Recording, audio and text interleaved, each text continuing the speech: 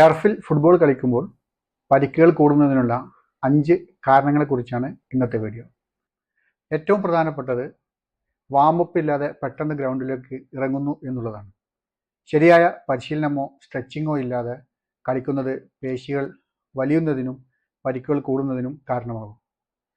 രണ്ടാമത്തെ, പ്രതലത്തിൻ്റെ കാഠിന്യം. ടർഫ് പ്രതലം സ്വാഭാവികമായും പുല്ലിനേക്കാളും മണ്ണിനേക്കാളും കടുപ്പമുള്ളതാണ്. ഇത് സന്ധികളിലും പേശികളിലും കൂടുതൽ സ്ട്രെയിൻ ഉണ്ടാക്കുന്നതിന് കാരണമാകുന്നു. ഹാർഡ് സർഫസ് ആയതുകൊണ്ട് തന്നെ വീണാൽ എല്ലൊടിയാനും ചതവ് സംഭവിക്കാനും സാധ്യത കൂടുതലാണ്. ഷൂസിൻ്റെ ഘർഷണം. ടർഫിൽ ഉപയോഗിക്കുന്ന ഷൂസിൻ്റെ സ്റ്റഡുകൾക്ക് സ്വാഭാവിക പുല്ലിൽ ലഭിക്കുന്നതിനേക്കാൾ കൂടുതൽ ഘർഷണം ലഭിക്കാൻ സാധ്യതയുണ്ട്. അതുകൊണ്ട് തന്നെ പെട്ടെന്ന് തിരിയുമ്പോഴോ നിൽക്കുമ്പോഴോ കാൽമുട്ടിനും കണങ്കാലിനും പരിക്കേൽക്കാൻ സാധ്യത കൂടുതലാണ്. ടർഫിൽ ഫുട്ബോൾ കളിക്കുന്നവരിൽ ഭൂരിഭാഗം ആളുകളും സ്ഥിരമായി കളിക്കുന്നവരല്ല. ഇങ്ങനെ വല്ലപ്പോഴും കളിക്കുന്നവർക്ക് പരിക്ക് കൂടാനുള്ള സാധ്യത കൂടുതലാണ്.